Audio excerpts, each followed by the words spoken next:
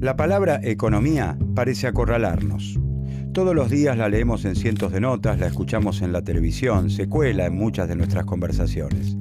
Sin embargo, ¿sabemos de qué hablamos cuando hablamos de economía? ¿Qué es la economía?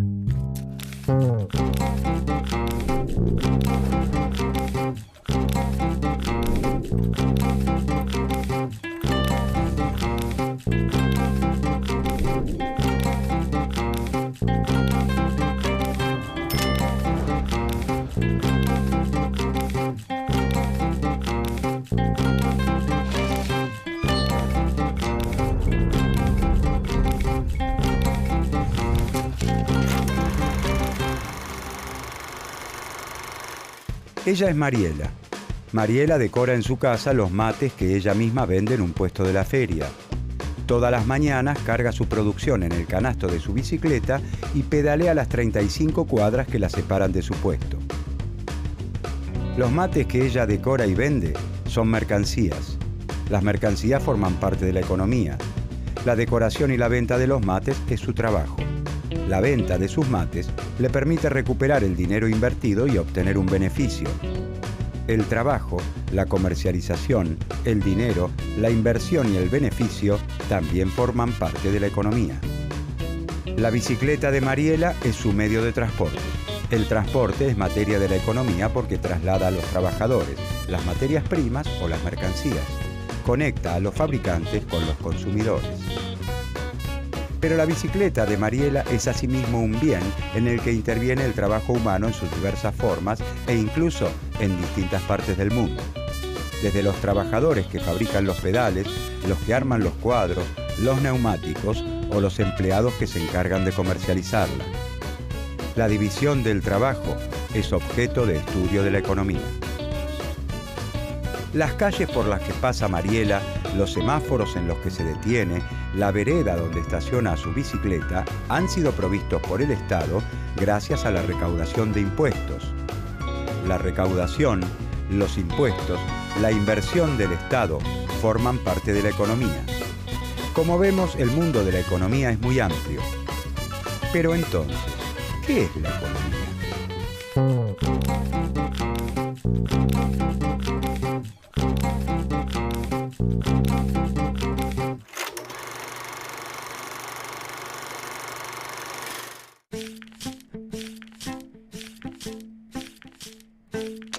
La economía es el conjunto de actividades que realizamos al producir, distribuir y consumir los bienes y servicios necesarios para vivir. En los medios de comunicación y en nuestras conversaciones aparece con frecuencia la palabra economía. La tapa de un diario nos dice que, según el ministro, la economía crecerá por sobre las expectativas. La radio afirma que la economía de Brasil es muy sólida. El panadero de la esquina condiciona la compra del nuevo horno a cómo vaya la economía. La palabra economía se refiere en estos casos a la economía nacional. Algunos de esos bienes y servicios necesarios para vivir se compran en el mercado y otros los provee gratuitamente el Estado gracias a la recaudación de impuestos. La economía nacional no está alejada de nuestra vida, sino que nos involucra siempre. Si, por ejemplo, el desempleo es alto, a muchos de nosotros se nos hará difícil conseguir trabajo, lo que implica que numerosas familias encontrarán dificultades para satisfacer sus necesidades más elementales: alimentarse, vestirse, comprar medicamentos y hasta útiles escolares.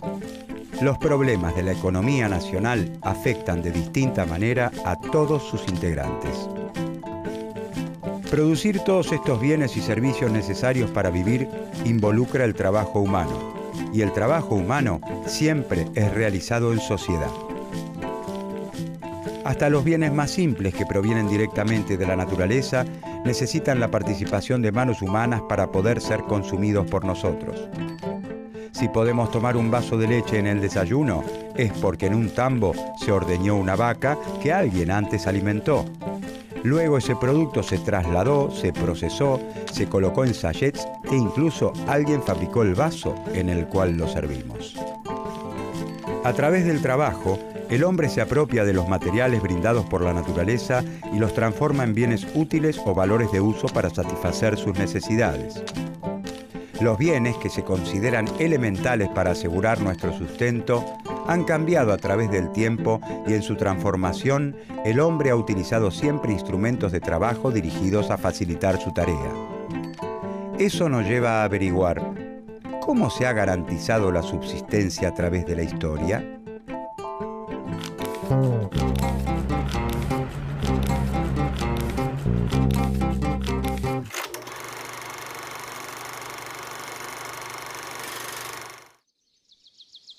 Con el correr del tiempo, algunos pueblos van aprendiendo distintas técnicas productivas que les permiten, entre otras cosas, criar ganado, sembrar y cosechar cereales, fabricar piezas de cerámica y otros utensilios necesarios para vivir.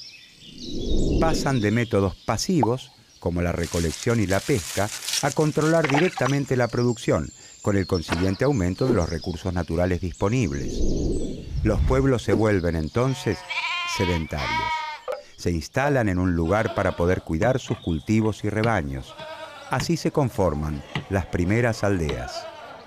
Los avances en el conocimiento técnico y en el desarrollo de la organización social van aumentando la productividad, es decir, el número de bienes producidos en la misma cantidad de tiempo de trabajo. Esto genera un excedente de producción permanente por sobre las necesidades de la comunidad. La aparición del excedente permite el desarrollo de las sociedades.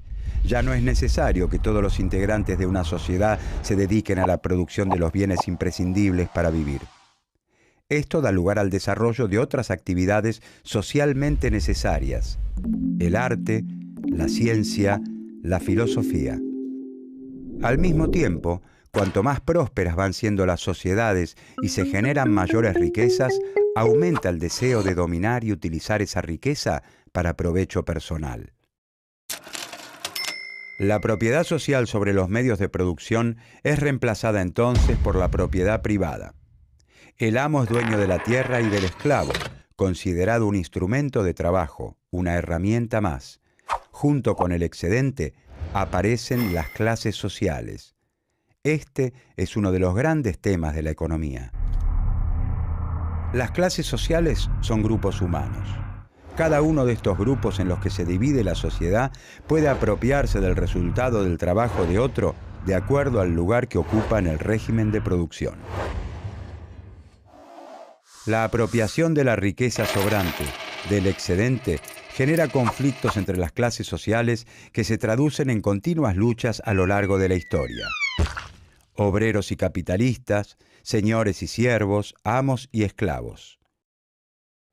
El grupo dominante busca reproducir las condiciones de vida vigentes, mientras que el grupo dominado lucha porque esa explotación se reduzca o desaparezca. Dependiendo de la clase social que tome las decisiones, este excedente podrá ser utilizado para construir pirámides, hacer la guerra, ser invertido en la creación de nuevas riquezas o para mejorar las condiciones de vida de las clases trabajadoras. Durante la época feudal, por ejemplo, la mayor parte del excedente es consumido en forma individual por las clases dominantes, los señores feudales, para sus lujos personales y no en forma productiva. En el sistema capitalista, en cambio, las empresas utilizan el excedente para renovar las máquinas, modernizar la empresa, adquirir materia prima y contratar trabajadores. A medida que las sociedades se tornan más complejas y las actividades productivas se diversifican, se profundiza la división del trabajo y el comercio. Algunos individuos se abocarán al trabajo de los metales, otros al del cuero o al del barro. Lo que antes era una disposición personal para tal o cual técnica, se convierte en una especialización, en un oficio. Con la especialización, cada integrante de la sociedad satisface parte de sus necesidades con sus propios productos. Surge la necesidad de intercambiar los bienes que cada uno produce y le sobran por los que les sobran a los otros. Aparece el comercio, inicialmente bajo la forma del trueque. Pero esta forma tiene un inconveniente. Lo que una persona está dispuesta a intercambiar tiene que coincidir exactamente con lo que la otra quiere recibir y viceversa. El dinero resuelve este problema ya que es aceptado por todos. En un primer momento, la sal, los cueros o los camellos reemplazan el dinero como forma de pago. Con el tiempo se adoptan los metales preciosos, pero en la actualidad utilizamos el papel moneda. Rectángulos de papel con un número respaldados por un Estado soberano. ¿Por qué un billete de 100 pesos argentinos vale efectivamente 100 pesos argentinos y todos nosotros lo entregamos y recibimos considerando que efectivamente su valor es de 100 pesos? Porque así lo establece el Estado argentino, que al emitirlos les otorga respaldo. A nivel internacional, la moneda utilizada es el dólar. Al igual que el dinero emitido por cualquier otro Estado nacional, un billete de $100 vale $100 porque así lo establece el Estado estadounidense. Todos estos cambios en las técnicas de producción y en la forma en la que los hombres han intercambiado los bienes para satisfacer sus necesidades han ido transformando el mundo de las primeras formas de organización social y con él las preguntas que los pensadores de su tiempo se han hecho en relación con la naturaleza y la vida en sociedad.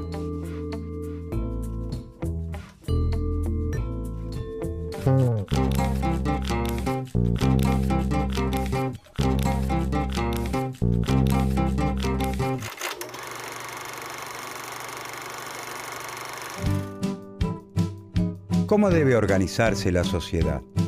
¿Cómo se debe distribuir la riqueza? ¿Por qué un producto se intercambia por otro en determinada proporción y no en otra? A través de los siglos, una multitud de pensadores, filósofos, profetas y sabios de diversas disciplinas se han hecho estas y otras preguntas. Pero a partir de los cambios vertiginosos que se producen en los siglos XV y XVI en el terreno de las ideas y de las técnicas de producción, comienza a delinearse un campo común, el de la economía. Esta disciplina es la economía política, que no solo se propone entender por qué los hechos económicos ocurren de determinada manera, sino establecer cuáles son las políticas más adecuadas para lograr la prosperidad de la sociedad.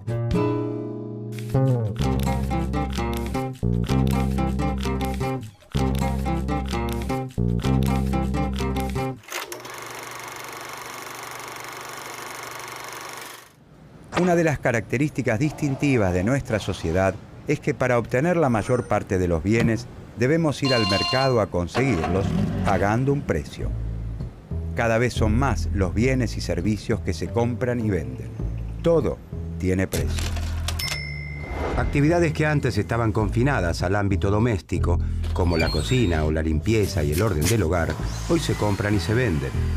Para el capitalismo, los productos del trabajo humano no son solo valores de uso o bienes útiles, sino también valores de cambio. Tienen un precio. Antes del régimen capitalista, la producción se guiaba por las necesidades de la sociedad. Así ocurre tanto en los pueblos, que recogen todavía su alimento, como en las que realizan actividades de agricultura y ganadería. El antiguo Egipto presenta rasgos económicos similares.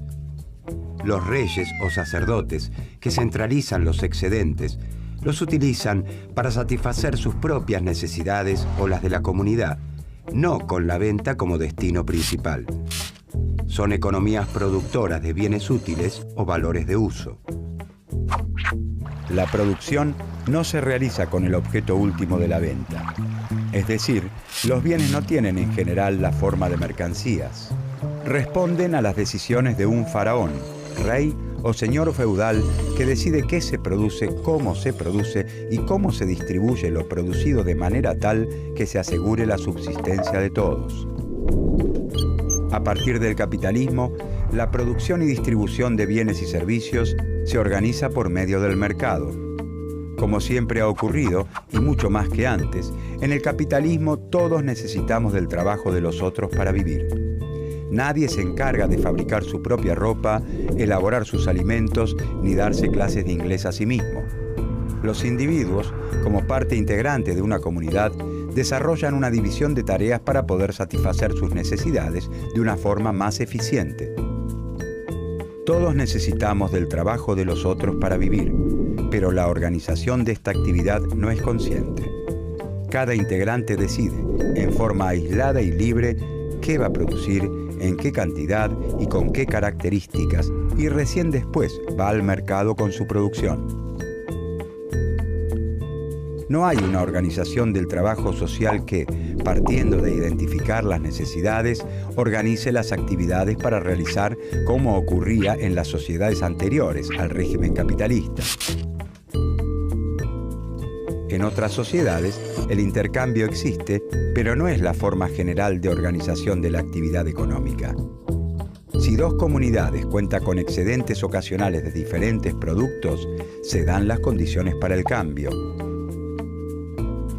En el capitalismo, sin embargo, nadie se encarga de preguntar, a ver, ¿qué necesitamos? ¿Cómo nos organizamos para producir esto que necesitamos? ¿Cuántos litros de leche? ¿Cuántos autos? ¿Cuántos medicamentos? Nada de esto ocurre. Nadie controla la distribución del trabajo entre las distintas ramas de la producción ni entre las empresas particulares. En el capitalismo, nadie da órdenes excepto el mercado. Cada productor puede producir tanto como quiera y esta producción no se realiza de acuerdo a las necesidades sociales.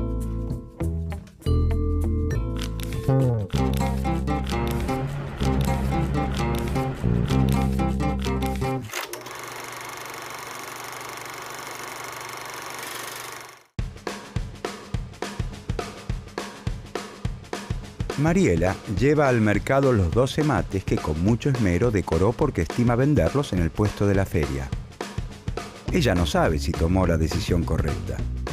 La cantidad de mates que compró y decoró no depende de cuántas personas crea Mariela que los necesitan. Lo único que a ella le interesa es que a los turistas que visitan la feria les gusten los artículos que ella decora y fundamentalmente que dispongan del dinero para comprarlos. De no ser así, su emprendimiento correría el riesgo de sucumbir. En el sistema capitalista es muy difícil que coincidan la oferta y la demanda de los distintos bienes, entendida esta última no solo como una necesidad, sino como una disposición de dinero para comprar. Si Mariela compró y decoró más mates de los que pudo vender, habrá dilapidado trabajo social. La capacidad de trabajo de la sociedad que utilizó en los mates no vendidos fue desaprovechada. Esa capacidad debería haberse destinado a otra actividad. En el régimen capitalista es frecuente que la producción sea superior a la demanda efectiva, es decir, que sobren muchos bienes, o que sea inferior a ella, es decir, que no alcancen. En las sociedades que organizan conscientemente la producción, como las primeras formas de organización social, este tiempo no habría sido malgastado, sino que se habría asignado a priori a otra actividad. En el mercado, esto se revela a posteriori, una vez que los bienes ya fueron producidos. En el mercado no hay un acuerdo, un faraón o un señor feudal que diga qué hay que producir. El sistema capitalista es, por lo tanto, una forma particular de organizar el trabajo distinta a las anteriores.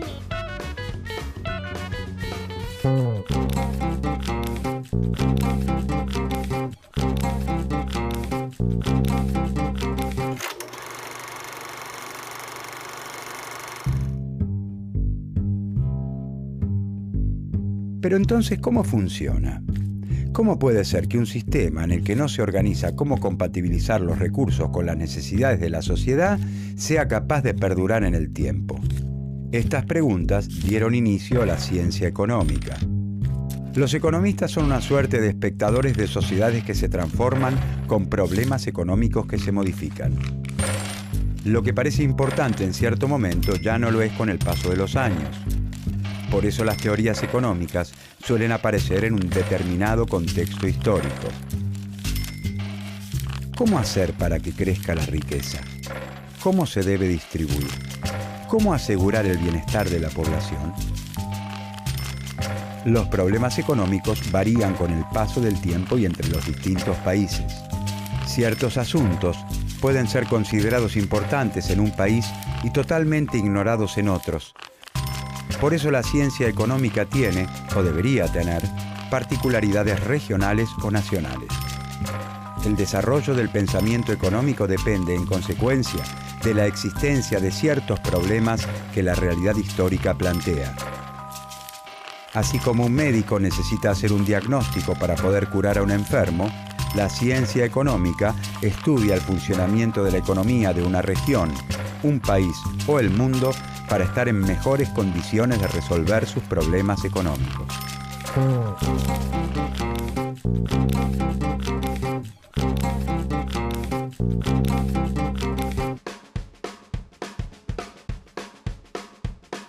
Los números de la economía parecen invadirlo todo. Sin embargo, la economía no tiene por objeto el estudio de los números.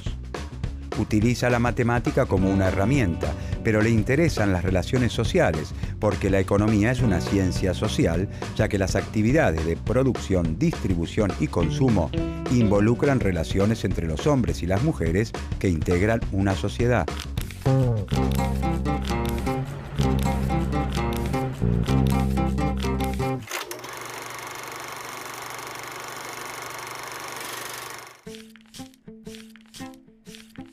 En las ciencias naturales, las causas de cada fenómeno pueden aislarse en un laboratorio para comprobar las hipótesis formuladas.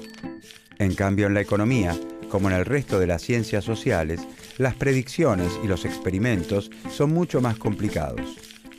La mirada del investigador y sus opiniones juegan un papel muy valioso.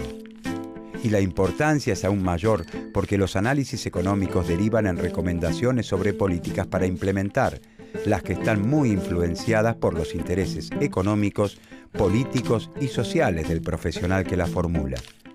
Pueden beneficiar y perjudicar a distintos grupos sociales.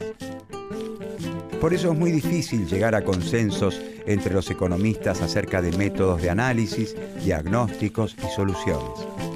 Las opiniones sobre los impactos de una política siempre implican un juicio de valor que compromete la ética de quien las emite. En general, las opiniones de los economistas están en sintonía con las escuelas económicas a las que pertenecen. Las escuelas económicas son grupos de pensadores y de teorías que comparten una misma visión general de los hechos. Están lideradas por ciertos autores, consagrados como autoridades de la disciplina, cuyas contribuciones se transforman en punto de referencia obligado para sus discípulos.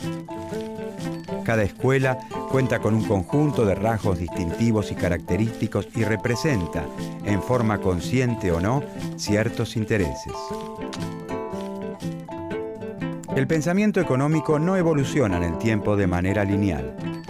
Las nuevas teorías no reemplazan las anteriores, ni hay mejores teorías que desplacen otras peores. Muchas de las teorías económicas publicadas a lo largo de la historia podrían explicar los fenómenos económicos del presente. Por eso es tan valioso estudiar la historia del pensamiento económico, porque muchas de las ideas de los primeros investigadores están presentes con innovaciones y rechazos en las discusiones de hoy.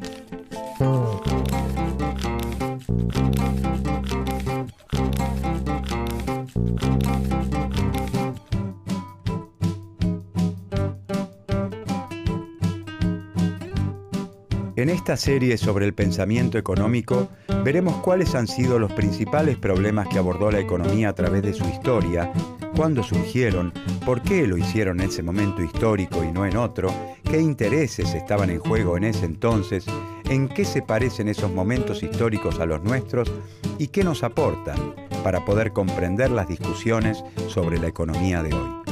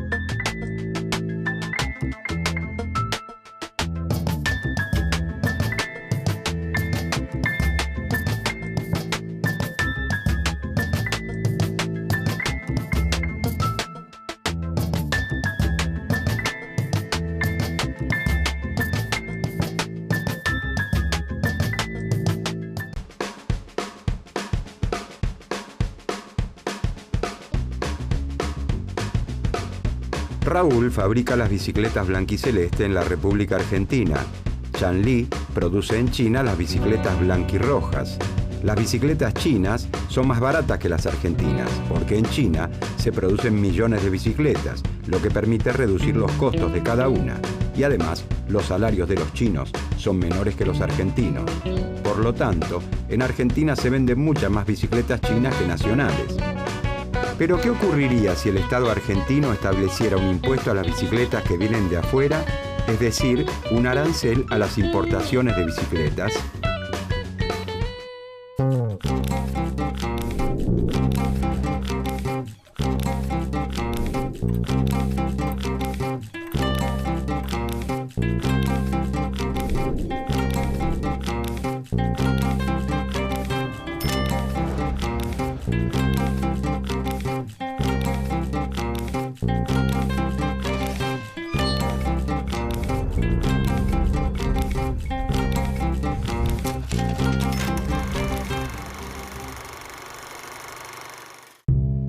El mercantilismo no es una escuela de pensamiento económico.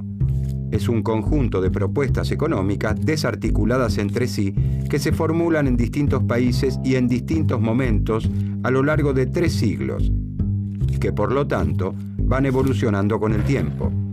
La primera corriente del pensamiento económico nace en Europa, en una época de grandes cambios políticos, económicos, sociales y religiosos. El Renacimiento coloca al hombre en el centro del universo. Con la Reforma Protestante se justifica el individualismo, el afán de lucro. El ahorro y la vida austera propician la acumulación de riquezas. Estos cambios van socavando poco a poco el mundo feudal. El mercantilismo, como corriente del pensamiento económico, rompe con los moldes morales y religiosos que eran moneda corriente en la Edad Media. La economía abandona el ámbito de la moral para situarse en el de la política. Los mercantilistas son grandes mercaderes autodidactas, miembros de la corte o funcionarios de las compañías de comercio coloniales con preocupaciones eminentemente prácticas.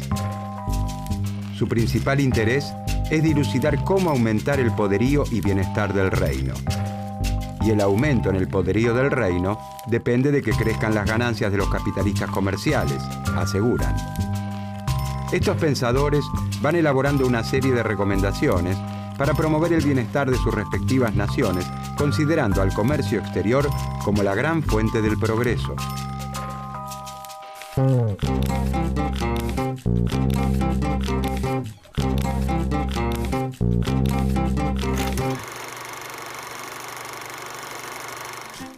A partir del siglo XI, la actividad agrícola en Europa florece.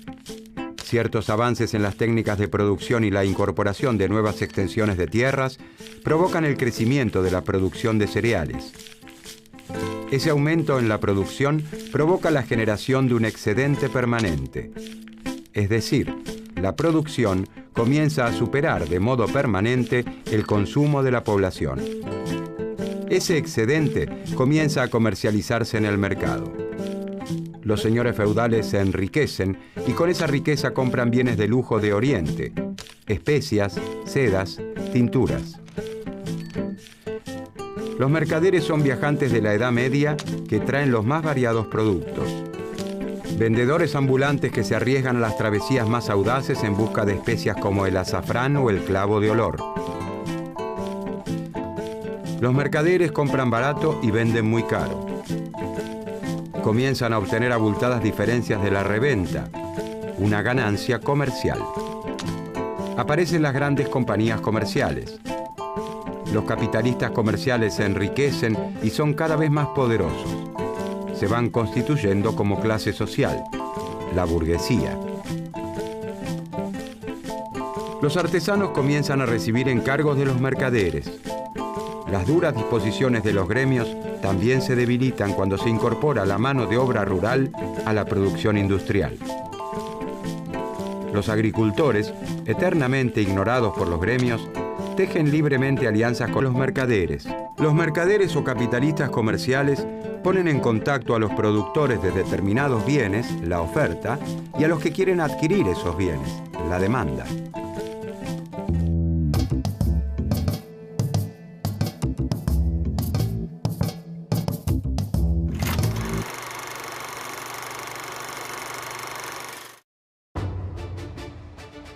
Este es el lugar para desembarcar. ¿Estáis seguro que allí encontraremos las especias que el rey nos ha pedido? No lo sé, pero debemos intentarlo por el bien de todos. Además, tenemos que llegar a esas costas antes que los holandeses. A prepararnos. ¿Alguien ha chequeado el pronóstico del tiempo? Da tormentas. ¿Dónde lo has chequeado? En el Meteofa, Wingguru y Weather Channel. ¿Sigues teniéndole miedo a las tormentas? No. Además, eso no es tan importante. Vamos a lograrlo. Así me gusta que hablen. ¡Andando!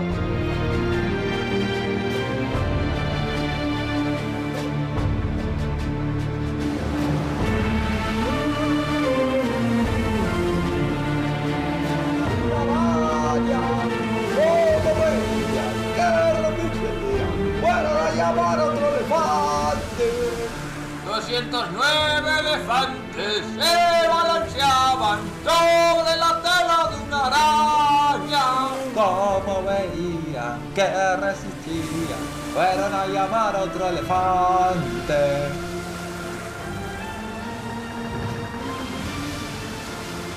Ya falta poco. ¡Capitán! ¡No aguanto más! ¡Necesito ir al baño! ¡Urgente! ¡Siga remando, marinero! Piensa en todas las cosas que pueda comprar. Será un hombre respetado y rico. Quizás almuerce con Mirta Legrand. Y mujeres. Todas las mujeres que siempre quiso. Y los favores del rey.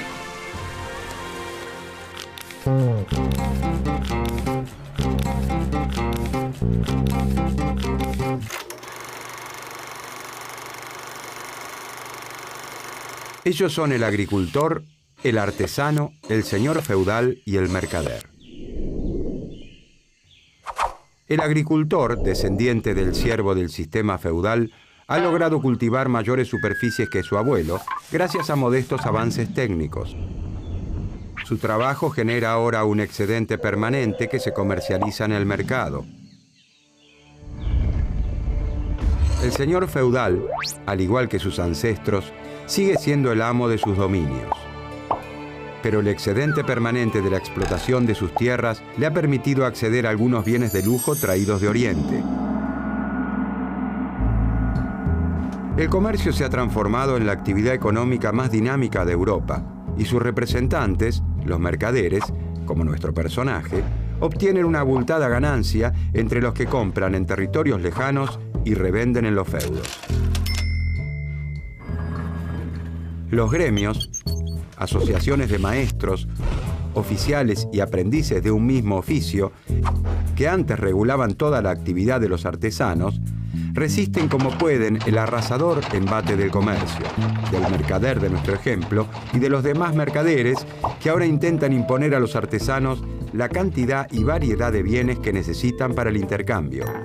El mercader y los demás mercaderes recurren entonces a la mano de obra rural para atender los encargos que les hacen. La mujer del agricultor, sus hijas y otras vecinas del campo comienzan a tejer algunas prendas que el mercader vende en otros mercados.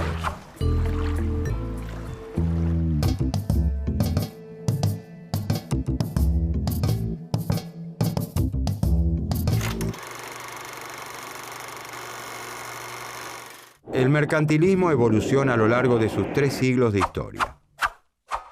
Una de las primeras corrientes fue el metalismo español. Para ese tiempo, la prosperidad de un estado se mide en oro y plata. Los estados europeos viven en guerra y sus arcas se desangran en las retribuciones a los mercenarios que integran sus ejércitos. Es necesario atesorar riquezas, pero las maneras de obtener metales preciosos no son iguales en todas las latitudes. Los reyes católicos en España se dedicaron a la extracción del oro y la plata americanos. Los franceses e ingleses han puesto sus fichas al comercio exterior y la piratería, una manera delicada de llamar a la extracción de metales preciosos de un barco.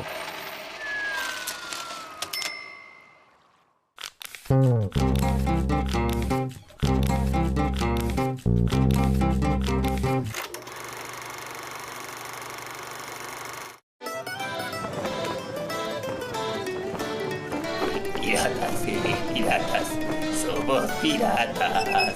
Navegamos por los mares, asaltando en todas partes. ¿Qué es eso?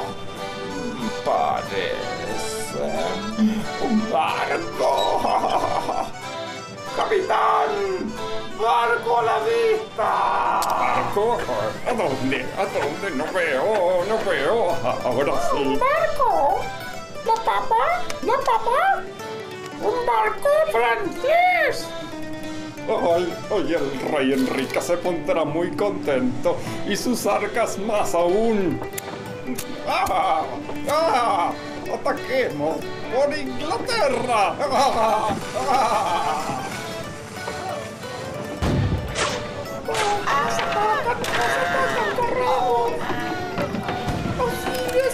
¡Ayuda! ¡Nuestro francés siendo atacado!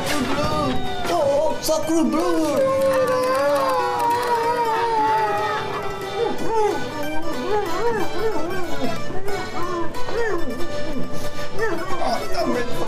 ¡Dame todo! Ahora sí. 4 para mí, 1 para el rey y 4 para mí. 1 para el rey.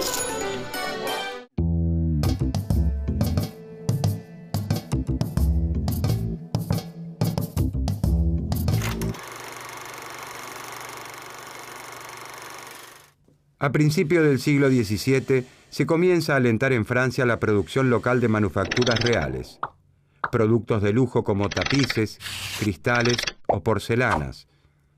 Son bienes muy requeridos por las monarquías y las clases altas que buscan parecérseles.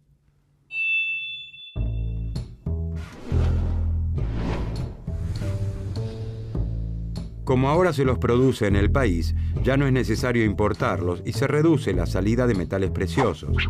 Pero además estos bienes de lujo se venden a un precio muy superior al de las materias primas con las que son elaborados. Por lo tanto, su venta genera una mayor riqueza. Si además se logra exportarlos, el efecto es aún mayor. No conviene exportar lana de oveja, sino transformarla en hilados y tejidos y venderlas a un precio mayor. En cambio, se estimulará la importación de materias primas para que se produzcan, internamente con ellas, bienes elaborados. En Inglaterra se dictan las leyes de navegación, donde se establece que todas las mercaderías de ese país deben ser trasladadas únicamente por buques ingleses. Para medir el alcance de la política de venderles a otros países más de lo que se les compra, los mercantilistas analizarían la balanza comercial.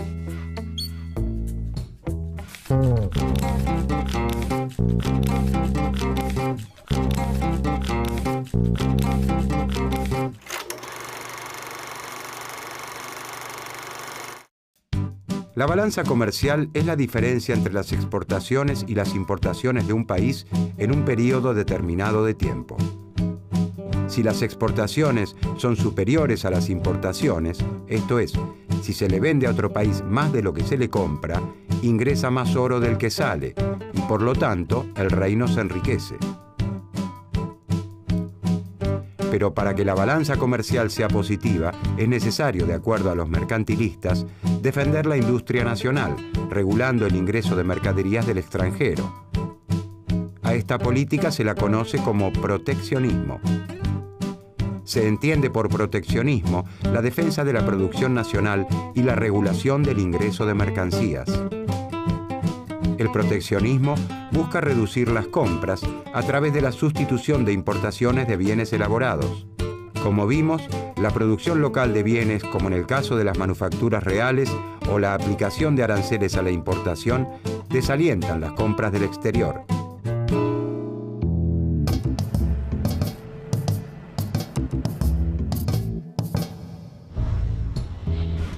Quien domina el mar, domina el comercio.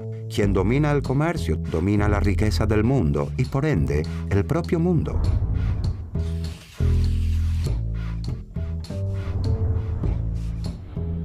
Es necesario restablecer o crear todas las industrias, incluso las de lujo, organizar a los productores y a los comerciantes en corporaciones, desarrollar a las colonias y atarlas comercialmente a Francia.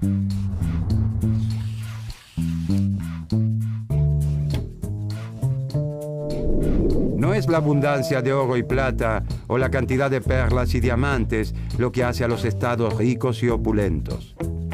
Es la consecución de los bienes necesarios para la vida.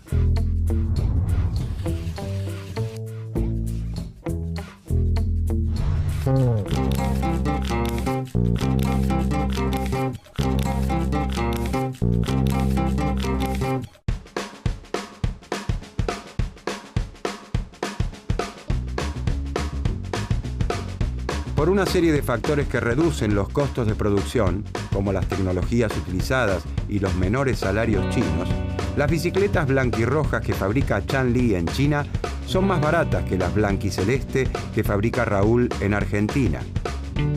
A la industria nacional de bicicletas le resulta difícil crecer y hasta sobrevivir, ya que no puede competir con la industria china. El Estado argentino determina entonces que las bicicletas que vienen de afuera, las importadas, deben pagar un impuesto llamado arancel a las importaciones. El arancel hace que las blanquirrojas que fabrica Chanli pasen a ser tanto o más caras que las blanquiceleste que fabrica Raúl.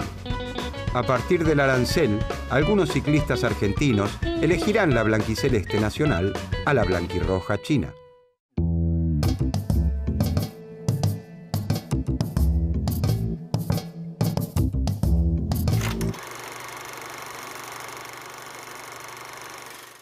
Los capitalistas comerciales se han vuelto cada vez más poderosos al incorporar nuevos mercados y les empieza a molestar que los señores feudales establezcan sus propias reglas en cada feudo. Por eso, comienzan a propiciar la unificación de los mercados. Por otro lado, algunos señores feudales han incorporado a sus dominios extensos territorios. La unificación política de esos dominios da origen a verdaderos estados modernos que se organizan en forma de monarquías. La monarquía es una forma de gobierno donde el poder supremo corresponde con carácter vitalicio a un monarca o rey. Los capitalistas comerciales comienzan a hacerle la corte al rey, hasta convencerlo de la necesidad de fortalecer a los incipientes estados nacionales. Para fortalecer a los estados nacionales como territorios unidos y delimitados, el rey deberá debilitar a los feudos para que se subordinen a su poder.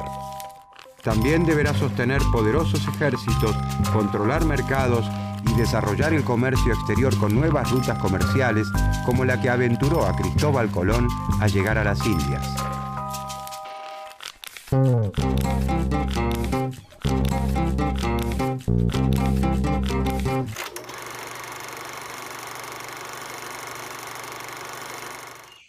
Ellos son el agricultor segundo, el artesano segundo, el capitalista comercial segundo, el señor feudal segundo y el rey primero. El señor feudal segundo, a diferencia de su tatarabuelo, ya no es amo de todos sus dominios.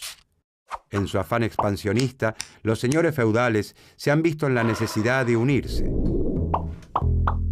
Esa unión ha sembrado la semilla de los estados modernos, donde el señor feudal segundo y sus colegas, para unificar el poder, han tenido que subordinarse a la autoridad de un rey. Aparecen la Francia de Luis XI, la España de los Reyes Católicos, la Inglaterra de Enrique VIII y la monarquía de nuestro rey. El rey primero organiza alrededor suyo una corte. Se rodea de ministros y consejeros que tienen conocimiento de disciplinas diversas. En general, el consejo es siempre el mismo.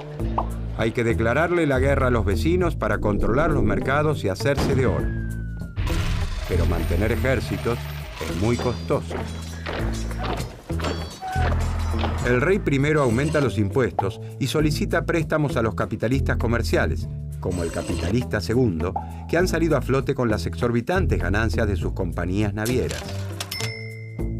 El capitalista segundo ha convencido al rey primero que si prosperan sus actividades por el mundo, mayores ingresos entrarán al Estado.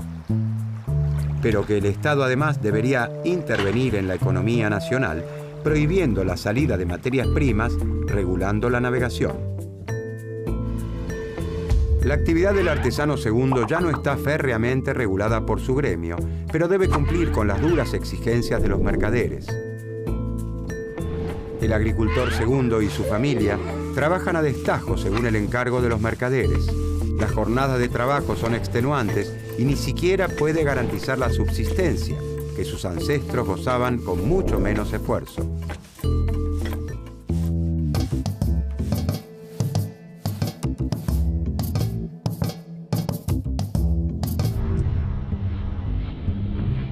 Solamente la abundancia de dinero dentro de un Estado marca qué tan grande y poderoso es.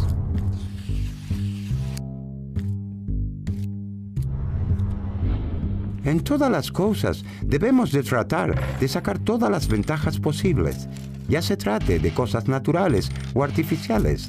Y puesto que la gente que vive de los oficios es mucho más numerosa que los que son dueños de los frutos, debemos lo más cuidadosamente posible sostener estos esfuerzos de la multitud, en lo que consiste el mayor vigor y riqueza tanto del rey como del reino, puesto que donde la población es numerosa y las manufacturas buenas, el comercio debe ser grande y el país rico.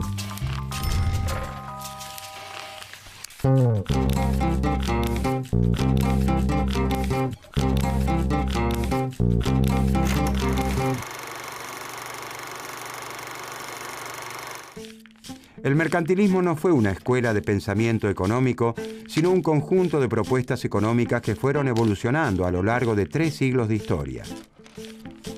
El pensamiento mercantilista rompe las ataduras de la moral y la religión propias de la Edad Media y formula las primeras leyes económicas. El capitalista comercial, constituido en una figura poderosa en el Nuevo Mundo y aliado al monarca, invade el pensamiento de la época. Los mercantilistas recomendaban una fuerte intervención pública para enriquecer a los estados-nación emergentes. Esta actitud, que asumen la mayor parte de los países de Europa, sienta las bases para la creación de la industria nacional. Hacia el año 1600, cuando una serie de invenciones y descubrimientos hacen prosperar las industrias manufactureras y muchos mercaderes contratan artesanos para que produzcan bienes, el proteccionismo, propiciado por los mercantilistas, favorece el desarrollo manufacturero. La preocupación de los mercantilistas por garantizar que el Estado disponga de metales preciosos es similar a la búsqueda actual de los Estados de acumular reservas en sus bancos centrales. Es decir, una clara demostración de lo que ocurre en la actualidad del pensamiento mercantilista.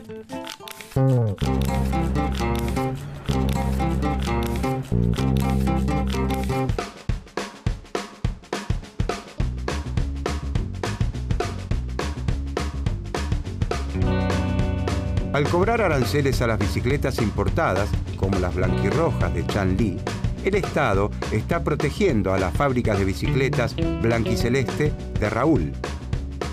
Está protegiendo a la industria nacional. Si el Estado opta por la libertad de mercado, el ingreso de bicicletas chinas le haría imposible competir a Raúl. Debería cerrar su fábrica. Si la fábrica de Raúl cerrara, caería la producción, el empleo y la riqueza nacional. Al fomentarse y desarrollarse la industria nacional, Argentina comprará menos bicicletas a China y por lo tanto saldrán del país menos divisas para realizar estas compras. Incluso puede ocurrir que Argentina logre vender bicicletas a otros países, como Uruguay, por ejemplo. El resultado en la balanza comercial será positivo. Si caen las importaciones, aumenta la balanza comercial. Y más aún, si aumentan también las exportaciones.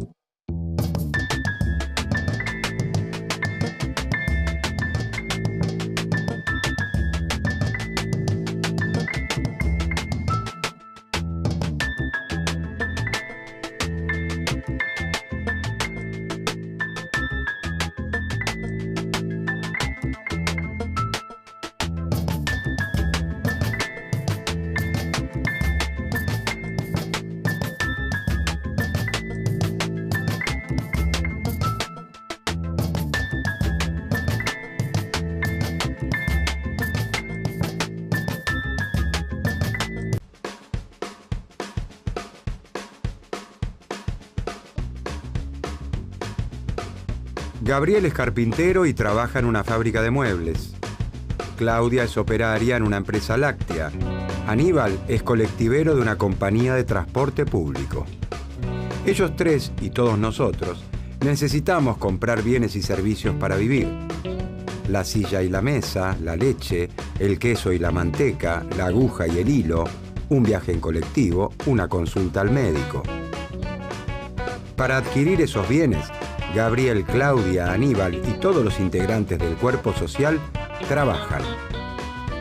Como trabajadores, se encargarán de producir los mismos bienes y servicios que después compran. Claudia consume los lácteos que muchas veces embala. Aníbal toma un colectivo de la misma compañía para ir y volver a su casa. Gabriel engalanó su comedor diario con un juego de mesas y sillas de la fábrica que lo emplea.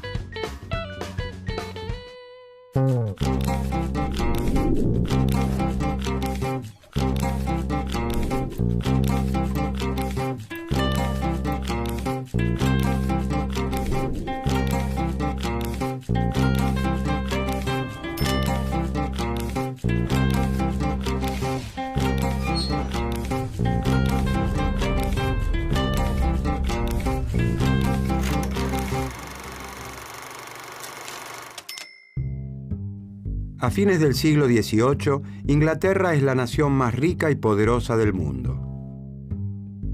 La revolución industrial, que comienza por aquel entonces, encuentra allí su epicentro. La industria inglesa avanza a pasos agigantados. En Francia, las actividades industriales muestran un desarrollo industrial más lento y acotado. En el campo germinan las primeras innovaciones técnicas. La incorporación de nuevos implementos de labranza aumenta la producción. Las vaquitas reinan en toda la campiña y abonan la idea de que solo el campo hará rica a toda la sociedad. La sociedad francesa se divide en clases. La clase terrateniente, los dueños de la tierra, está integrada por el clero, la nobleza y el rey. Los comerciantes y artesanos conforman parte de lo que se ha dado en llamar el tercer estado. Los artesanos se organizan en gremios. Los gremios de artesanos son asociaciones formadas por los maestros, oficiales y aprendices de un mismo oficio que regulan la actividad, la formación y el aprendizaje de sus asociados y hasta fijan el precio de sus productos. Finalmente, los agricultores trabajan una tierra que no les pertenece y por eso deben pagar la renta a los terratenientes.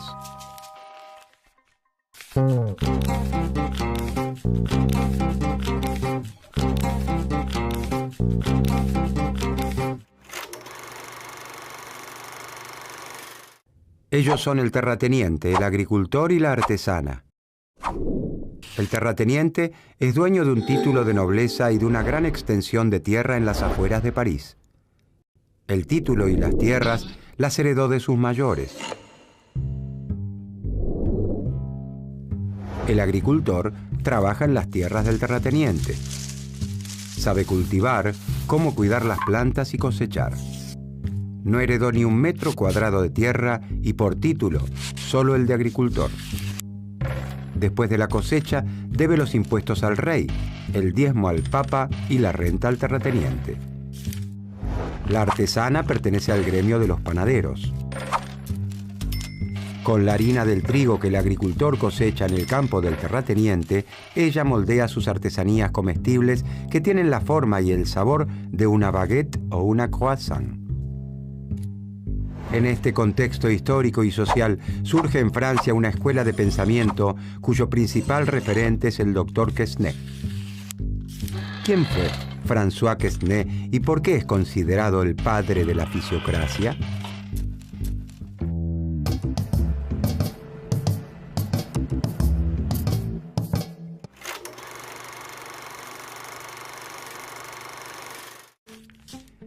El doctor François Quesnay es un médico cirujano que vive por aquellos días en París. Sus estudios sobre la circulación de la sangre lo llevan a interpretar el funcionamiento de otro cuerpo, el cuerpo social.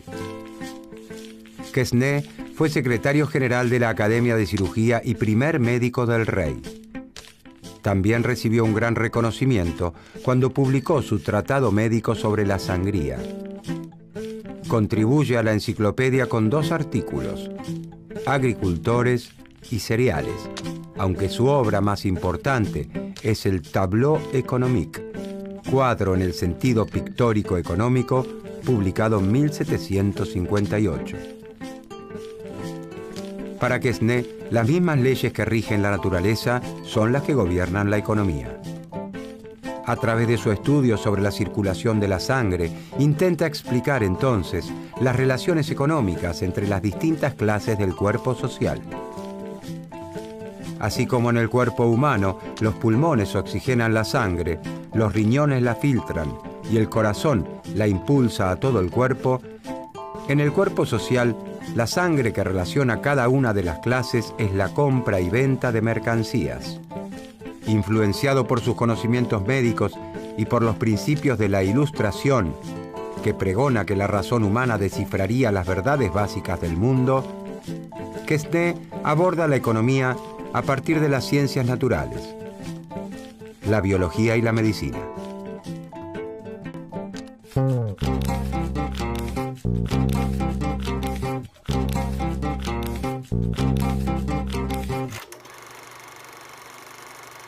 François Quesnay afirma que la agricultura recibe un don de la naturaleza.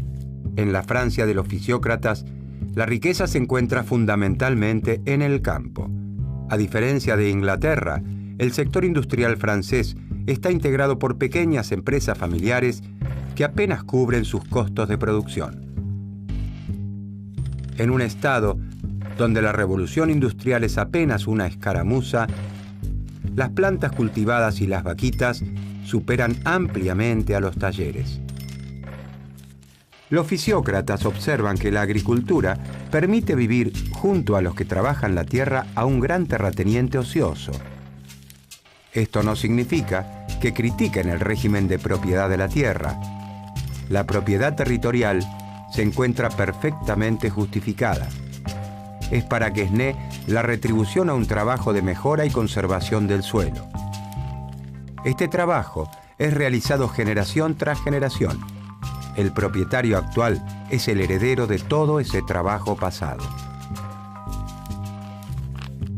Quesnay piensa que entre todos los trabajos que realiza el hombre, solo uno crea riqueza realmente: el trabajo sobre la tierra. La riqueza, dice Quesnay, surge del campo y desde allí se distribuye hacia el resto del cuerpo social. Cuando se trabaja la tierra, se genera algo nuevo y distinto de lo que existía antes. Estas son las principales ideas de la primera escuela del pensamiento económico de la historia: la fisiocracia, o gobierno de la naturaleza. Como explica el fisiócrata Le Mercier de la Rivière, ese orden esencial de las sociedades es una armonía perfecta de las instituciones sociales sin las que la felicidad y el crecimiento del género humano no podría tener lugar.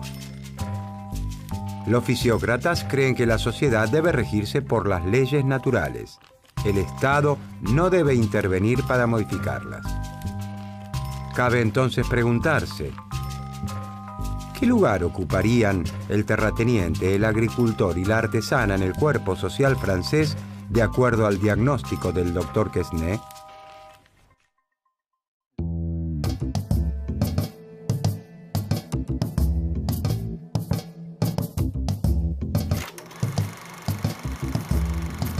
El agricultor pertenece, de acuerdo a Quesnay, a la clase productiva.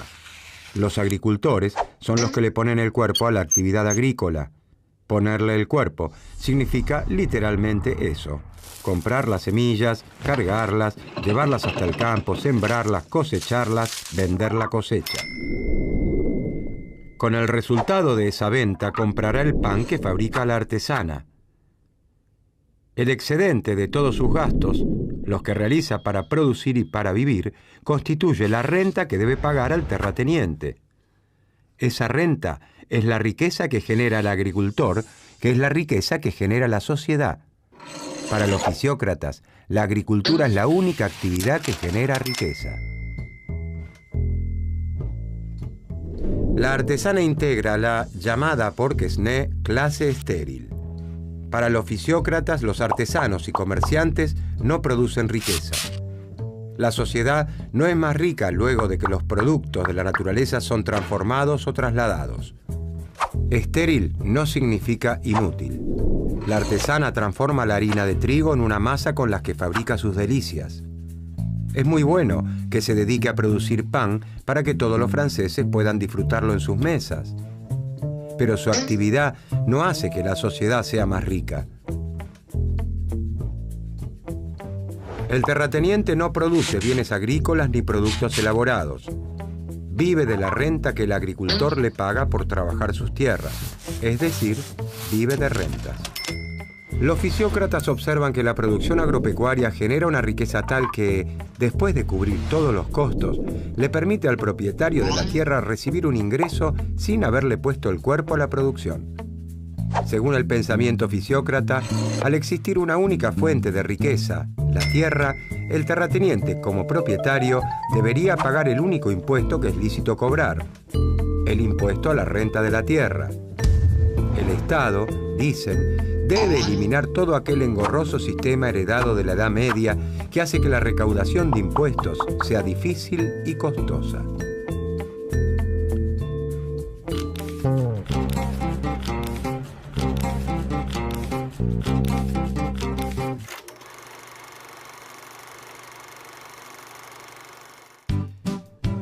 Los fisiócratas propugnan incondicionalmente el liberalismo económico.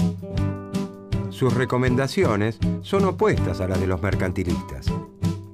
Los mercantilistas creen que es necesario intervenir en la economía para que las grandes compañías nacionales obtengan abultadas ganancias del comercio exterior.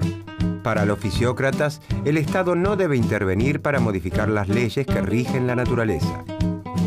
El orden natural es todo lo que beneficia a la agricultura. Por eso, sostienen que debe despojarse al campo francés de todas las trabas y regulaciones del Estado. De esta manera, se aumentaría la producción agraria y crecería la riqueza. Proponen la perfecta libertad para que la actividad agropecuaria se incremente lo máximo posible. Rechazan el proteccionismo y exigen que se libere el comercio para que el campo pueda colocar sus productos en el extranjero. ¿De dónde salían todas estas ideas? ¿Quiénes eran los fisiócratas? ¿Qué personalidades llegaron a ser sus mayores referentes? ¿Dónde se reunían?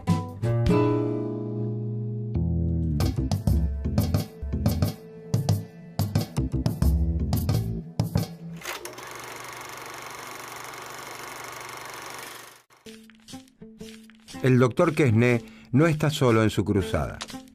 Con el correr del tiempo, suman decenas los seguidores que se reúnen para escucharlo e intercambiar ideas en el Club del Entresuelo. El pensamiento de Quesnay es bien recibido por las clases acomodadas de su tiempo. El cuadro económico conoce inmediatamente un gran éxito ante el rey, la corte y los discípulos de Quesnay. Los discípulos de Quesnay siguen las enseñanzas del maestro con gran fidelidad. Tal es así que la sociedad francesa lo llama la secta de los economistas. Uno de los principales discípulos de Quesnay es Henri-Robert Jacques Turgot, quien tiene una mayor influencia política que su maestro. Esto se debe a que aprovecha su paso por el poder como intendente y ministro de Marina e inspector de finanzas en tiempo de Luis XV para implementar algunas de las ideas propuestas por los fisiócratas, como la abolición de los gremios de artesanos que datan de la Edad Media. Turgot es también el autor de una frase que se convertiría en el estandarte del liberalismo económico: laissez-faire, laissez-passer. Dejar hacer, dejar pasar. Dejar hacer libremente sin proteccionismo, dejar pasar los productos, dejar comerciar.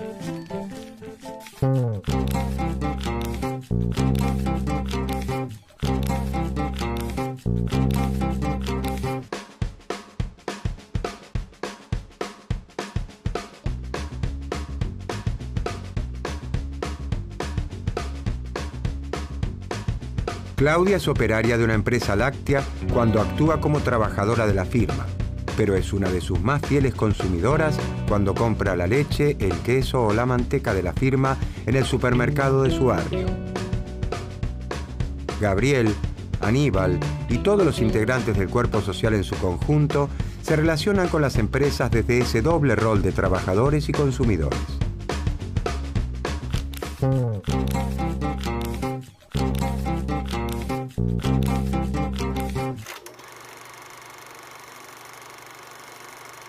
Uno de los principales aportes de los fisiócratas al pensamiento económico es el considerar a la economía como un todo, como un sistema. Mientras los mercantilistas analizan fenómenos particulares, como cuestiones monetarias, comerciales o impositivas, los fisiócratas aportan una visión de conjunto de la economía. El cuadro económico muestra de forma gráfica los intercambios que se realizan entre las distintas clases sociales. Estos intercambios tienen en la versión original la forma de un zigzag, por eso también se lo ha conocido con este nombre. En el Tableau économique o cuadro económico, Quesnay se propone mostrar que la actividad económica es un flujo continuo, como la sangre en el cuerpo humano, en el que se producen constantemente intercambios de productos por dinero entre las clases sociales. Según el cuadro económico, la clase propietaria representada por el terrateniente recibe un dinero del agricultor en concepto de alquiler de sus tierras, la renta, y no hace más que gastarlo completamente. De acuerdo a la teoría de los fisiócratas, la clase estéril, la artesana, gasta todo su ingreso en su subsistencia y en transformar los productos que recibe del campo, del agricultor, sin agregarle valor en el proceso. El agricultor, representante de la clase productiva, aún después de sus gastos y de los costos para su próxima cosecha, genera un excedente, una renta, que se la debe al terrateniente por utilizar sus tierras para cultivar, ya que él no tiene tierras.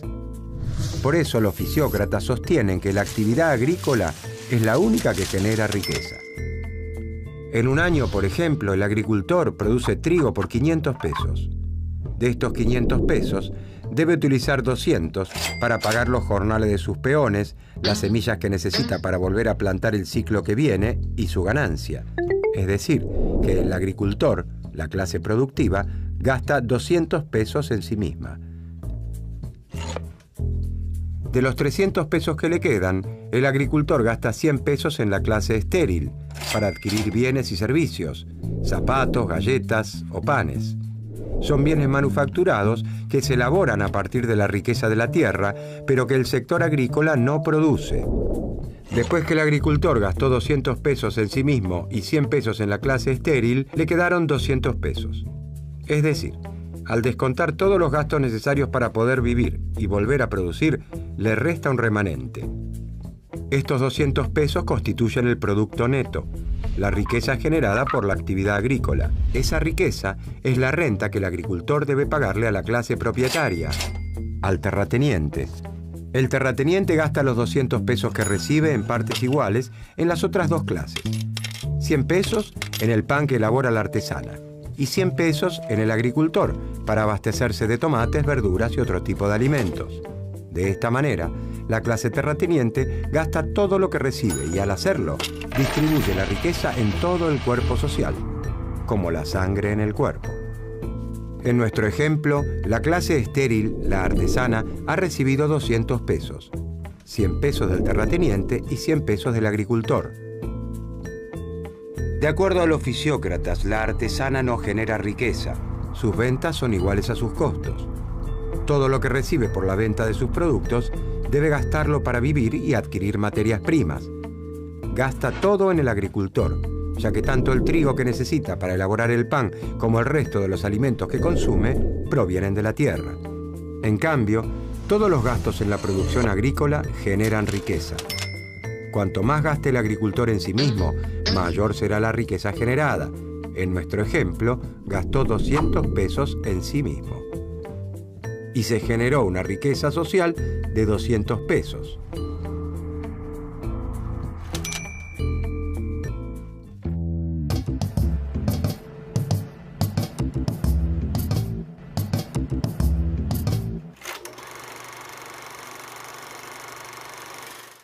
Los fisiócratas son los primeros en analizar a la economía como un todo, como un sistema.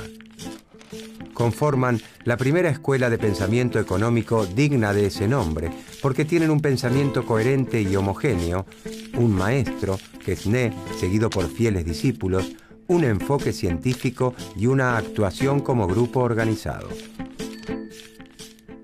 La teoría de un médico cirujano francés, un aficionado que estudió la economía a partir de las ciencias médicas y explicó el intercambio de bienes y servicios con la circulación de la sangre. La sangre, ese tejido fluido tan vital como la economía que puede mover el cuerpo humano y el cuerpo social. Sus ideas podrían entonces resumirse. La etimología de la palabra fisiocracia significa el gobierno del orden natural o gobierno de la naturaleza. La naturaleza le regala un don a la agricultura. La agricultura es la única actividad que produce riqueza. La riqueza surge del campo y de allí se distribuye a toda la sociedad. El impuesto sobre la tierra es el único que debería cobrar el Estado, ya que es de allí de donde proviene la riqueza. El Estado no debe intervenir sobre unas leyes que rigen la naturaleza. Laissez-faire, laissez-passer. La influencia de la escuela fisiócrata alcanza su punto culmine en la década de 1760. Para entonces, el número de discípulos de Quesnay se ha multiplicado. Con el correr de las décadas, el desarrollo de la industria en Francia cobra un gran impulso y comienza a tornarse una verdadera revolución. A los fisiócratas les resulta cada vez más difícil afirmar que las actividades industriales no generan riqueza.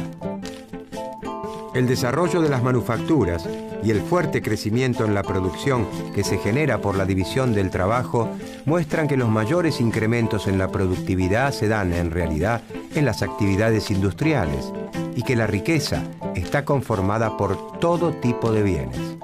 Quesnay y sus discípulos dejan una estela que nunca se extinguirá en el universo del pensamiento económico.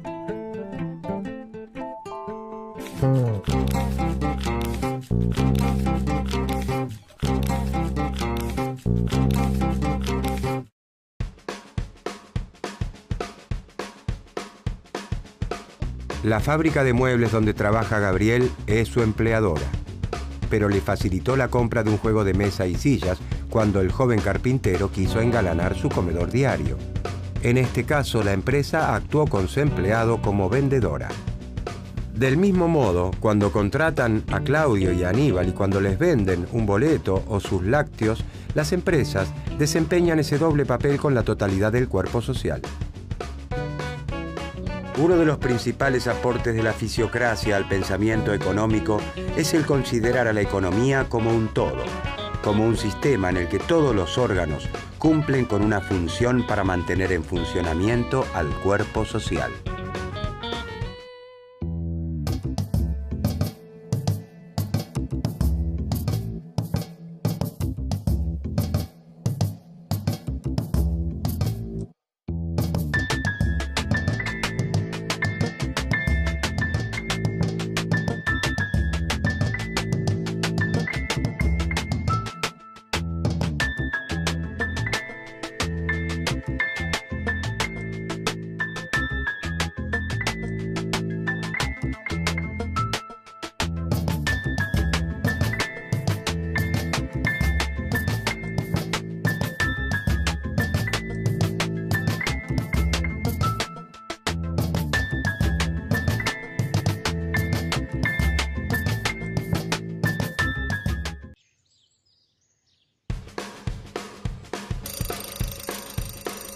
Pablo se levanta todos los días temprano por la mañana y sale a correr media hora para mantenerse en buen estado.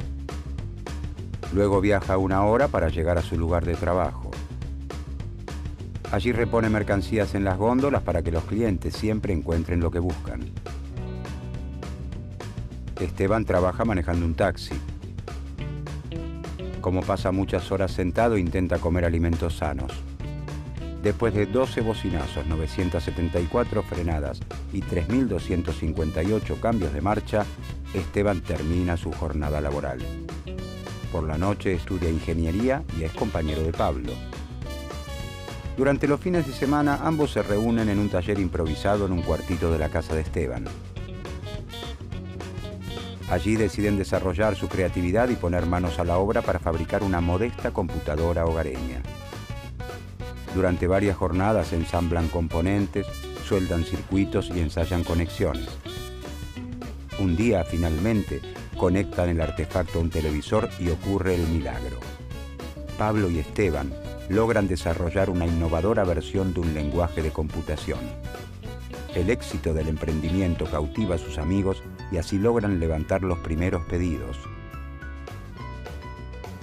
Con el tiempo contactan a un vendedor de computadoras que confía en su empuje y les encarga una cantidad de artefactos que escapa a sus posibilidades. Los jóvenes se encuentran ante el primer gran dilema. ¿Cómo hacen Esteban y Pablo para progresar con los medios que cuentan?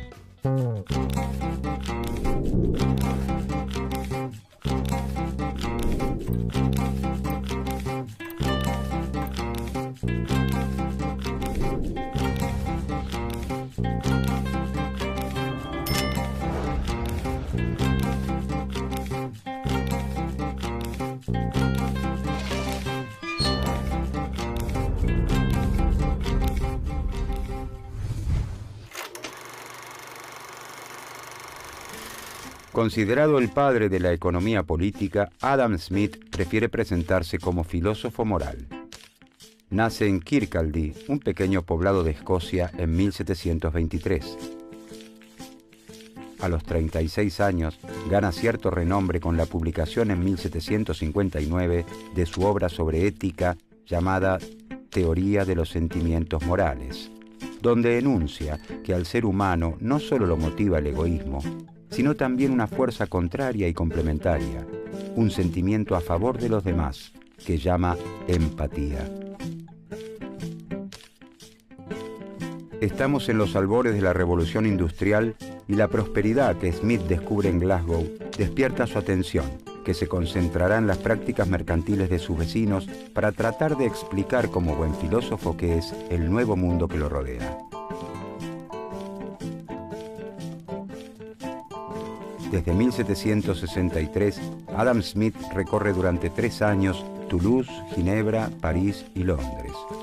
Conoce a Quesnay y a Turgot, los fisiócratas franceses, y a los iluministas Voltaire, Diderot y Benjamin Franklin y sus ideas de libertad que inspirarán la Revolución Francesa. Embebido de este espíritu de época que busca comprender los fenómenos de manera científica, enfrentado al pensamiento religioso, escribe su segundo libro, una investigación sobre la naturaleza y causas de las riquezas de las naciones, que verá la luz en 1776 y será conocido como La riqueza de las naciones. Este es considerado el primer libro de economía moderna y el primero en sistematizar científicamente las bases del capitalismo.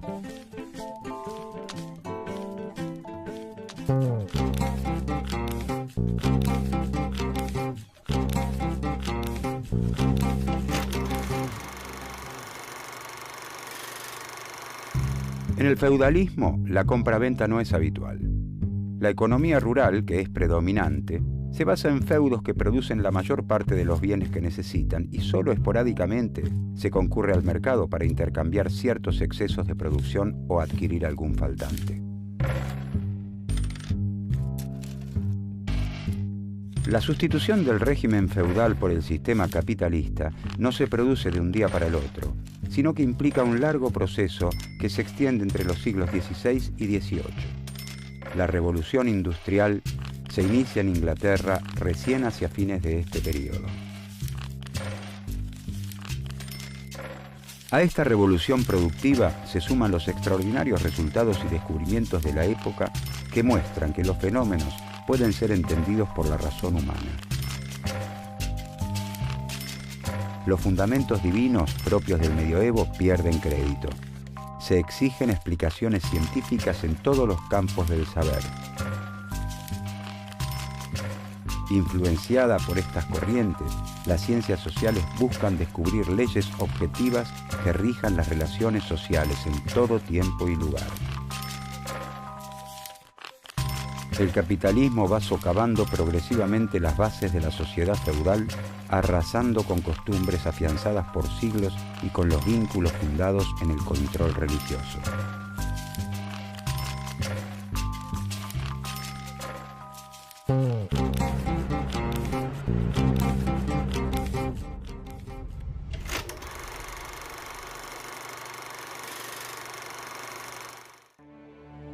En ese entonces coexisten en Europa distintas formas de producción.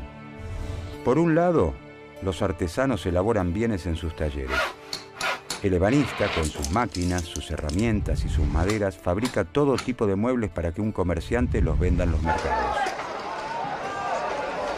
En este caso, los medios de producción siguen perteneciendo al trabajador.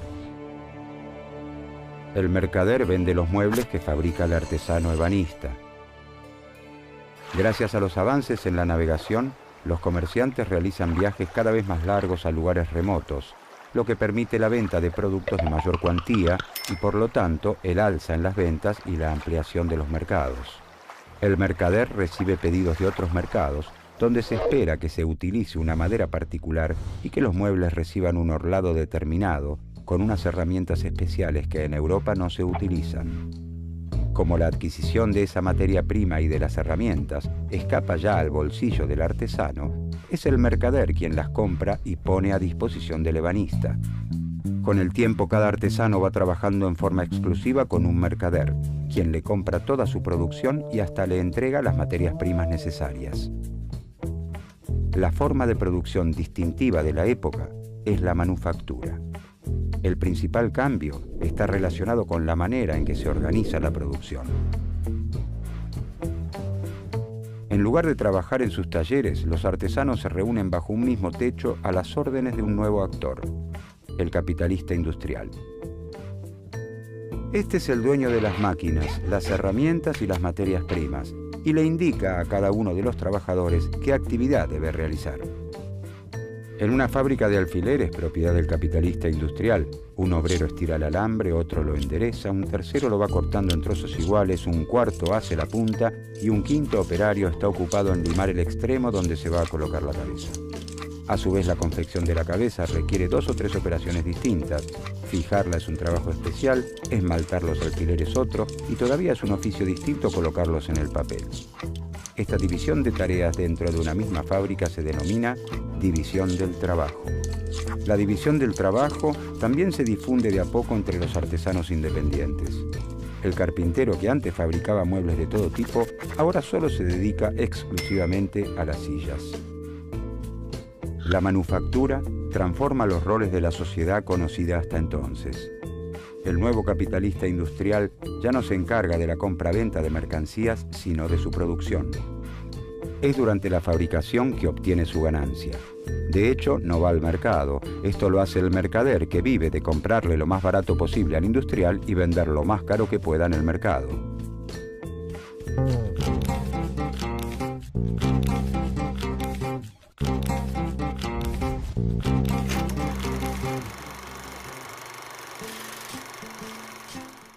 Para Smith, la división del trabajo provoca un gran incremento en la riqueza y en la cantidad de mercancías que produce la sociedad. Esto se da principalmente por 3 motivos. La especialización aumenta la habilidad del trabajador para hacer la actividad que le toca. Existen menos tiempos muertos por pasar de una actividad a la otra.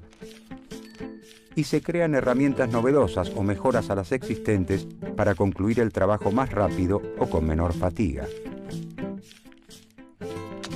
A diferencia de los fisiócratas, Smith considera más beneficiosas para la sociedad las actividades industriales que el trabajo de la tierra.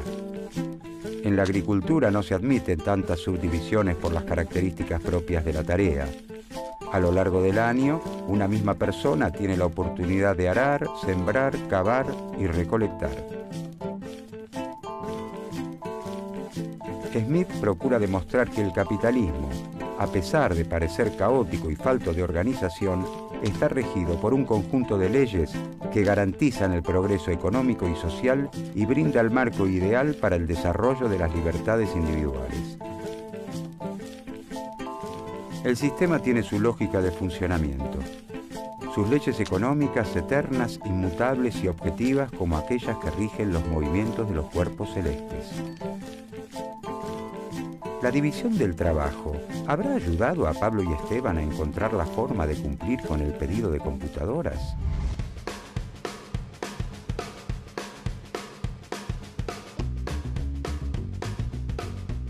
Pablo y Esteban han decidido montar una pequeña fábrica de PCs hogareñas en un cuartito de la casa de Esteban. Como primera medida, deciden buscar una persona que lo financie. Rápidamente consiguen el apoyo económico de un tío de Pablo, que adelanta un capital para la compra de insumos. Luego logran entusiasmar a compañeros y amigos para que trabajen en el proyecto y de esta manera se puedan cumplir los plazos de entrega. La actividad en el cuartito se organiza por etapas. Pablo desarrolla un software más completo, Sebastián suelda componentes, Nicolás ensambla las carcasas, Esteban prueba los equipos y Jorge se encarga de embalarlos. Así logran finalizar a tiempo la tarea. Los equipos se venden como pan caliente y nuevos pedidos comienzan a llegarles. El cuartito comienza a quedarles demasiado chico. Deciden alquilar las oficinas de una vieja fábrica abandonada y la acondicionan a pulmón. Les es necesario también incorporar más trabajadores y organizarlos por departamentos.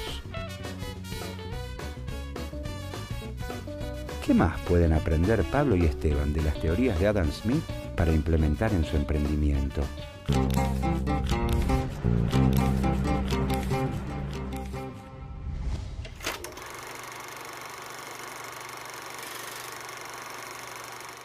Smith cree que la fuente de toda riqueza es el trabajo de una nación. Pero no todo trabajo crea valor, sino que existe un trabajo productivo y uno improductivo. El primero es el realizado por los obreros, los comerciantes y los capitalistas industriales. El segundo involucra al resto de las actividades, el soberano con todos los funcionarios que le sirven, todo el ejército y la marina, sacerdotes, abogados, médicos, hombres de letras, cómicos, bufones, músicos, cantantes y danzantes de ópera. De esta forma, Smith deja bien claro que el fundamento del progreso de la sociedad es la producción industrial. Por lo tanto, para aumentar la riqueza de la sociedad, debe aumentar su trabajo productivo total. De acuerdo con Smith, el motor que propulsa este incremento se encuentra en un atributo propio de la especie humana. Los hombres y mujeres, les guste o no, tienen una tendencia a comprar y a vender. Es una característica del ser humano tan natural como beber, comer o copular. A esto denomina la propensión natural al cambio. En este sentido, en 1776, cuando se publica La riqueza de las naciones, es imposible no preguntarse ¿por qué, si la compra-venta de mercancías es innata, no aparece con anterioridad? Smith explica que la propensión al intercambio propia de nuestra naturaleza no puede manifestarse con anterioridad porque el tamaño del mercado no es suficiente. Cuando el mercado es muy pequeño, los individuos temen dedicarse por entero a una actividad, ya que existe la posibilidad de que luego no logren cambiar el sobrante de sus mercancías por esas otras que no producen y necesitan. A la manifestación plena de la propensión al cambio han venido a colaborar los notables descubrimientos en los sistemas de transporte fluvial que permiten a los comerciantes realizar largos viajes y llegar a nuevos mercados. Ya con grandes mercados, las personas se animan a dedicarse por completo a la elaboración de un producto. Están seguros de que podrán obtener, a cambio de sus mercancías, los bienes que necesitan y no producen. El sistema capitalista, o la sociedad civilizada en palabras de Smith, es la expresión más acabada de la naturaleza humana. Permite que nuestro instinto al cambio se manifieste en plenitud. No es la benevolencia del carnicero, del cervecero o del panadero la que nos procura el alimento, sino la consideración de su propio interés. No invocamos sus sentimientos humanitarios, sino su egoísmo. Ni les hablamos de nuestras necesidades, sino de sus ventajas. Smith nos dice que cuando los individuos responden a esta propensión natural al intercambio buscando su propio bienestar y en un sistema de libertad natural, son conducidos por una mano invisible que sin proponérselo, saberlo o desearlo, promueve el crecimiento de la riqueza de la sociedad como un todo.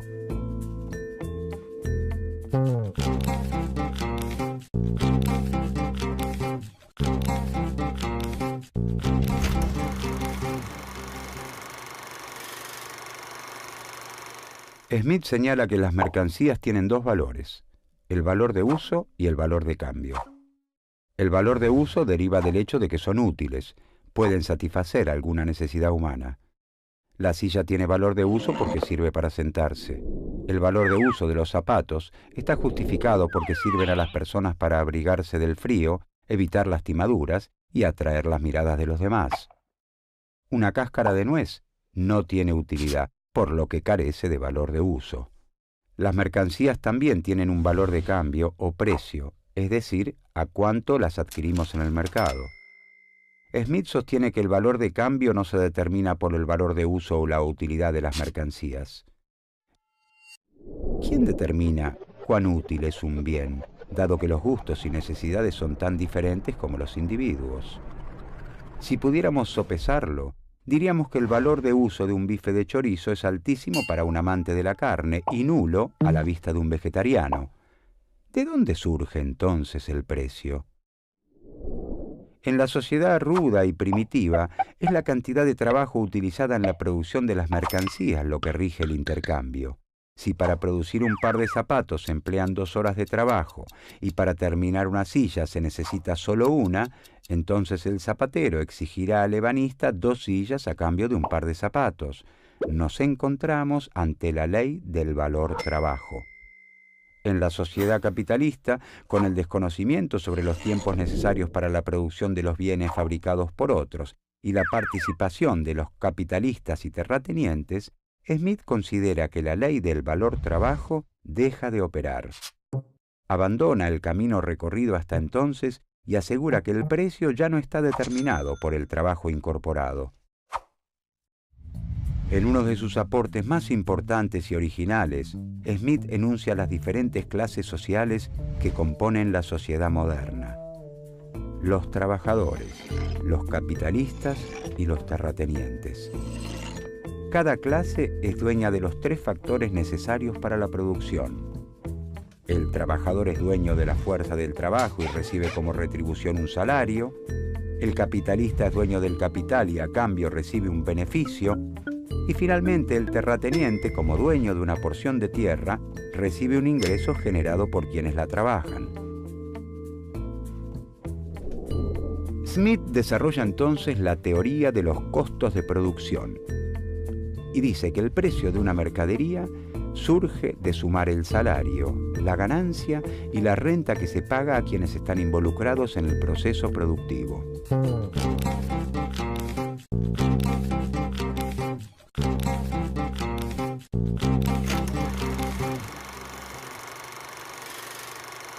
En toda sociedad, según Smith, existe un nivel promedio de salarios, beneficios y renta. Dichos niveles son llamados niveles naturales. Cuando el precio de venta alcanza a pagar exactamente los salarios de los trabajadores, el beneficio del capitalista y la renta del terrateniente de acuerdo con sus niveles naturales, la mercancía se vende por lo que realmente vale. Este es el precio natural. Pero el precio al que efectivamente se vende la mercancía o precio de mercado puede ser igual, mayor o menor a este precio natural. Todo depende de las cantidades de mercancías ofrecidas y demandadas en el mercado. ¿De dónde surge el precio de mercado? La cantidad de una mercadería que se lleva al mercado constituye la oferta. La cantidad requerida por todos los que están dispuestos a pagar el precio natural de esa mercancía es la demanda. Cuando la oferta no alcanza a abastecer la demanda, algunos de los compradores estarán dispuestos a pagar más por ella. La competencia que surge entre los compradores hará subir el precio de mercado por sobre el precio natural. Entonces, el precio de mercado será mayor que el precio natural. Es lo que ocurre con las frutas de estación fuera de temporada. Por ejemplo, el precio de mercado de las frutillas aumenta durante la época invernal al disminuir la oferta. Cuando la cantidad de una mercancía que se lleva al mercado excede la demanda requerida por los compradores, no es posible vender todas las mercancías al precio natural y la competencia entre los vendedores, que dependerá del apuro por desprenderse de sus mercancías, hará bajar el precio de mercado por debajo del natural. Promediando la primavera, el precio de mercado de las frutillas baja porque sube la oferta. cuando la oferta y la demanda son iguales, el precio natural y el precio de mercado coinciden y nos encontramos en el precio de equilibrio del mercado. Estamos ante la ley de la oferta y la demanda.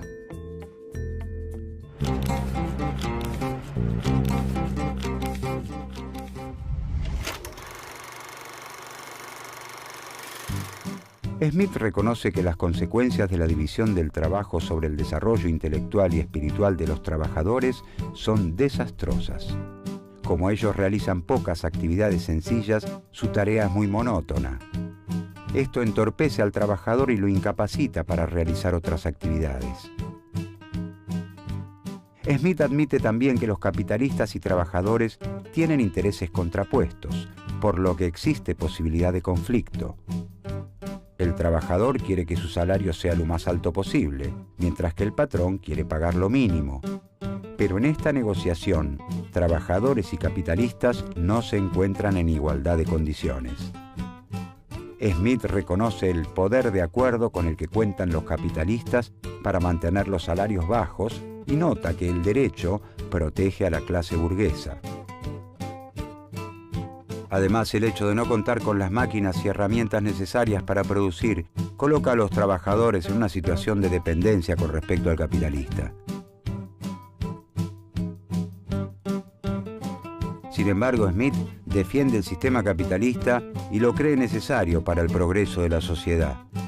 Así como cada abeja construye su hexágono sin saber que está construyendo junto a otras un panal, cada uno de los individuos busca la inversión más rentable para el capital con el que cuenta y un orden natural, o mano invisible, lo guía hacia el beneficio de toda la sociedad.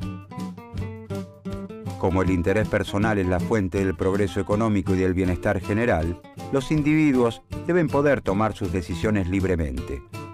Smith recomienda la libertad de mercado y la eliminación del proteccionismo alentado por los mercantilistas. Cree que con la libre competencia y el desarrollo de la economía capitalista, no solo crecerá la riqueza de las naciones, sino que también mejorarán las condiciones de vida de los más pobres. Por su parte, el gobierno debe garantizar la defensa contra agresiones extranjeras, la justicia, las obras e instituciones públicas y la protección de la propiedad privada.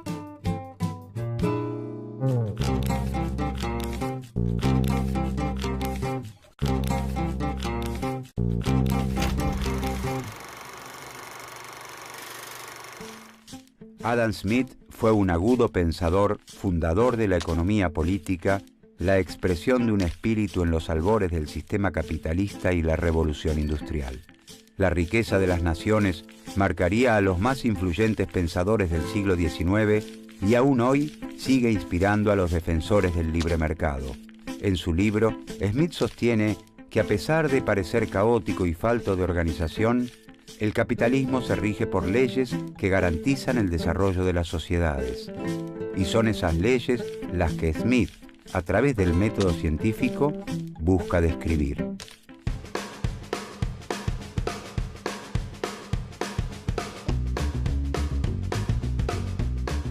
La industria de la PC hogareña prospera en todo el mundo y el emprendimiento de Pablo y Esteban crece a pasos agigantados.